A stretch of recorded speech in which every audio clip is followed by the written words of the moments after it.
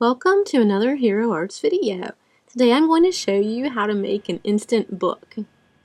I think instant books are really neat because they can truly be made in an instant.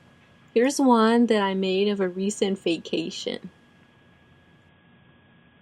I first learned about instant books from this book called How to Make Books by Esther K. Smith. This is a really neat book, and she shows you how to make a whole bunch of different kinds of books besides just the instant book. Okay, so now let's talk about what supplies you'll need. You'll optionally need a bone folder and a pair of scissors, and the only thing you truly need is a piece of paper. So I like to save paper from maps or menus. These all work great for instant books. But for the book that I showed you, I used this plainish kind of piece of scrapbook paper. You want a piece of scrapbook paper that lets you stamp on it. So you want to look for a pattern that it's kind of pushed into the background or isn't very busy. But to show you how to make the instant book, I got this paper because it's two-sided and it's really obvious the differences between the two sides, so you'll be able to see it while we're doing the book. Okay, let's get started. You'll want to start out by deciding which side of the paper you want to be the outside of your book, and then put it face down on your work table. Then go ahead and fold the paper right in half. If you have a bone folder, you can go over the fold with the bone folder, but if you don't, just press it with the back of your fingernail. Now open up your paper and fold it in half the other way. Here's a little tip from Esther's book.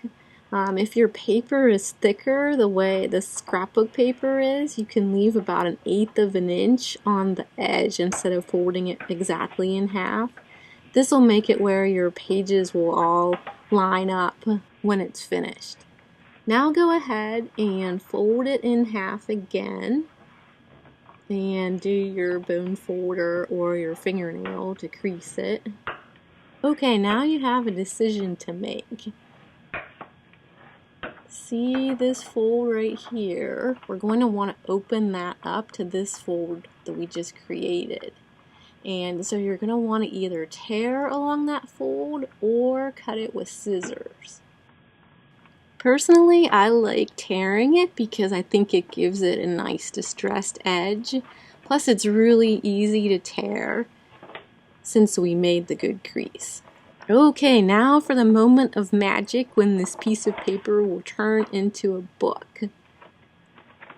Ta-da! Don't worry if you didn't exactly catch that because I'll show it to you again in slow motion. Okay, let's see that again in slow motion, or as slow as I can make it. Okay, here's the part where we tore it out, or you could have used scissors if you wanted to. Now I'm going to open it back up so you can see it from the top. I'm just grabbing the sides and pushing it in. And then you fold the one side around the other, and there's your book. Hope that helped. It really is an instant book. It's hard to do it in slow motion. It's so fast. Now you can get your bone folder and go over all the creases again just to make it nice. And there you have it. Okay, now I thought I'd share some more tips. Before you make a book on good paper, go ahead and make it on just copy paper that's been printed on, and then you can write the page numbers on there so you can kind of get a feel for how the book will work. And here's another little tip. If you make your book on 8.5 by 11 size paper, then when you're finished you can take it to a copy shop and make copies. This is perfect for holiday newsletters. Okay, now for another tip. Remember how we tore the top of the book part instead of using scissors? Well, to make the rest of the book match, you can use one of these distress tools. Just go around the edge. This one is by Tonic for Tim Holtz. If you don't have one of these distress tools though, you can still distress your edges just using regular scissors. Just be extra careful that you don't cut yourself when you do that.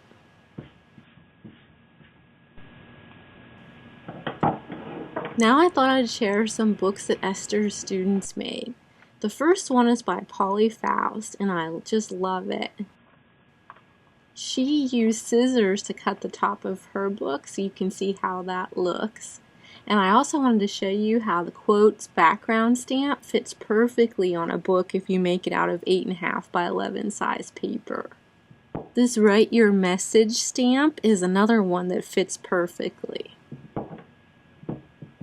And then I thought I would open up her book so that you could see what it looks like when the whole thing is stamped. Thanks, Polly. Now here's a book by Jen King. I just love how she used the big owl on all of her pages, and I especially like how she stamped him sideways. Too cute. And here's another instant book by another one of Esther's students, Laura Carmelita Belmont. Love that one too. Finally, I thought I'd share some tips I learned while I was making my vacation book. I started out by making a prototype on 8.5 by 11 copy paper, and here you can see the difference between that and the 12 by 12. I wanted to have lots of room for journaling and lots of room for photos, so I stamped the journaling block on part of the page, and then I used the rest of the space to make these little accordion fold booklets where I added the photos. And that's just a little pull made with our new antique brads and ribbon. And then I wanted to share how I stamped this limited edition stamp on the back of my book. I just used Memories ink and it stamped right on the photo just fine. And that's it. Thanks for watching, and hope we've inspired you to create your own instant book.